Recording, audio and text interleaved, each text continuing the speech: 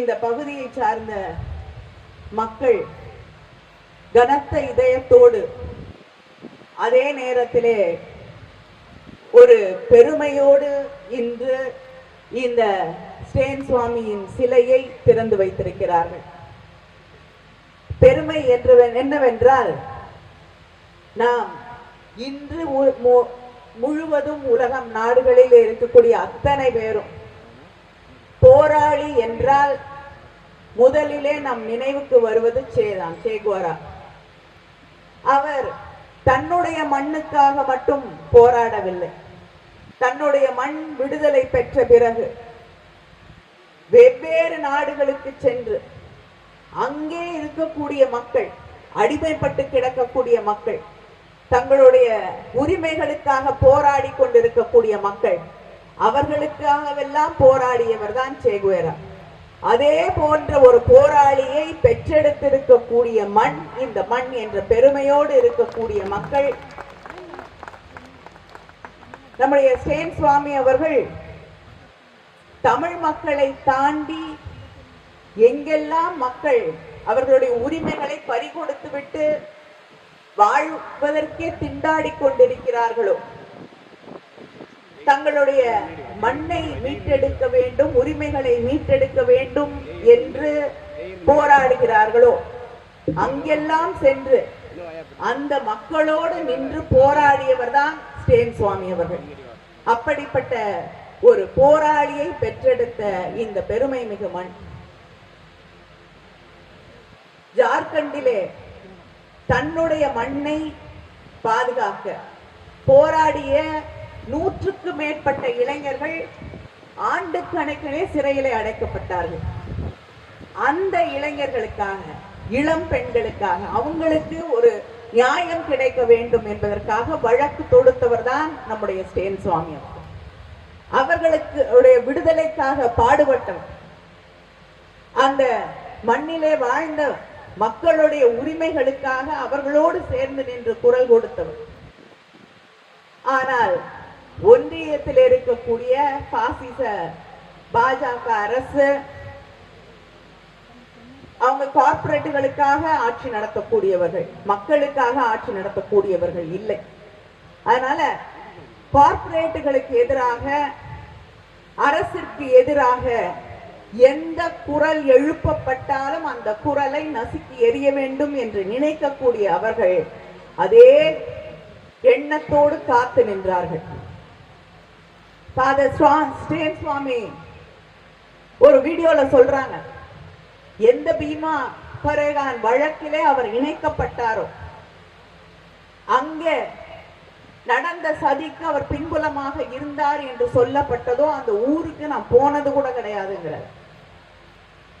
ஆனா இன்னைக்கு இந்தியாவில ஒரு பெருமை மிகு வார்த்தை anti national Naxalite, urban Naxal.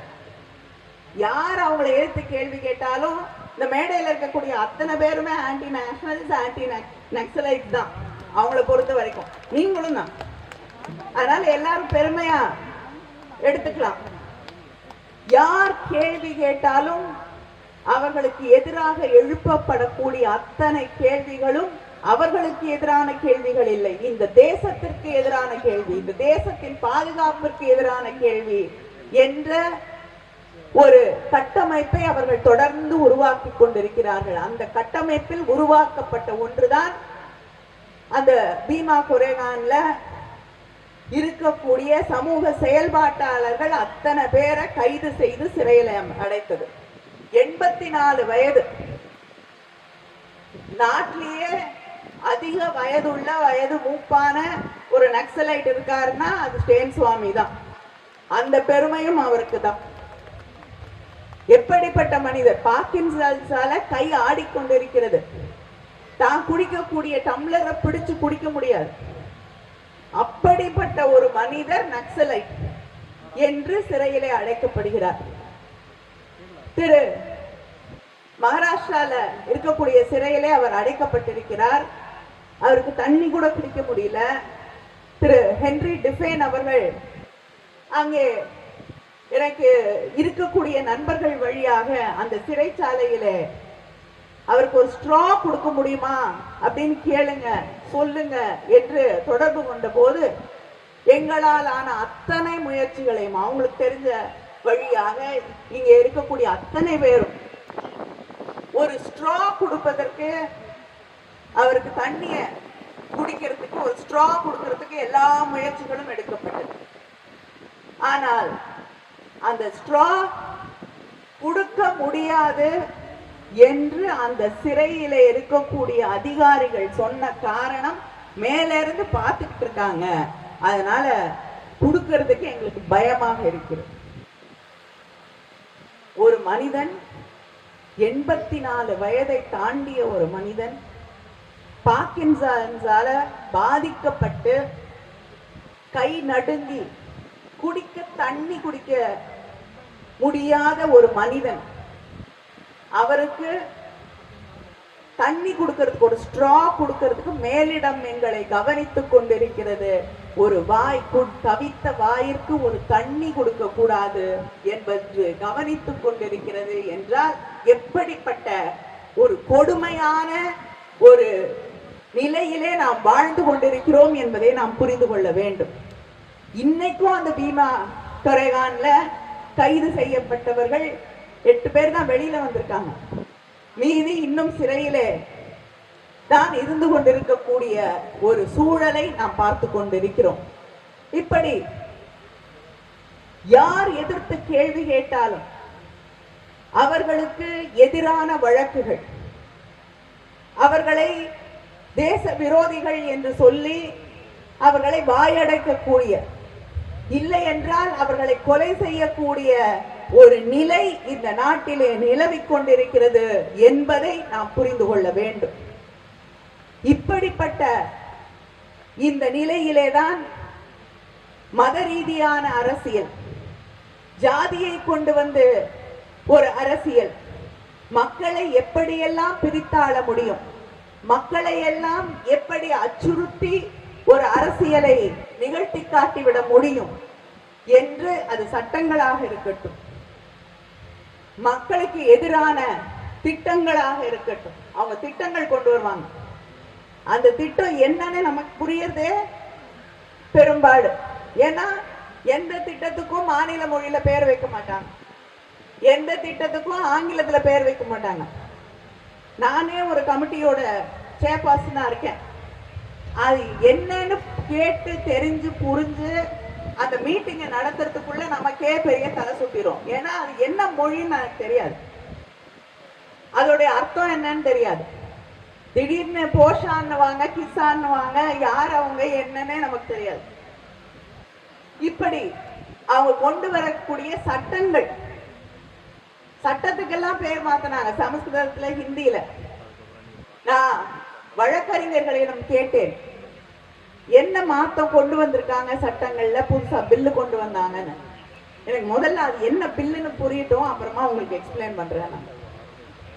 இப்படி மொழி ஆதிக்கத்தால் தொடர்ந்து நம்முடைய உரிமைகளை பறிப்பது, அதே நேரத்திலே மாநில உரிமைகளில் தலையிட்டு ஒவ்வொரு மசோதாவிலும் மாநில உரிமைகளை பறிக்கக்கூடிய ஒரு ஆட்சி, அந்த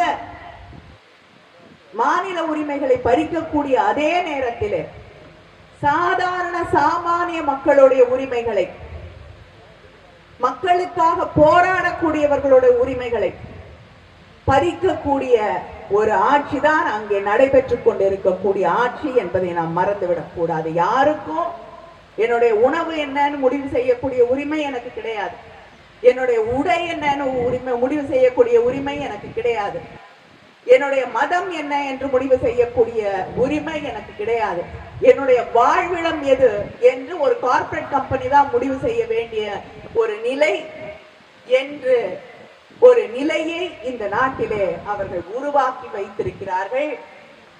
இதை எதிர்த்துத்தான் நம்முடைய முதலமைச்சர் அவர்கள் தொடர்ந்து போராடி கொண்டிருக்கிறார்கள். அந்த போராட்டத்தை நாம் வலுப்படுத்த வேண்டும்.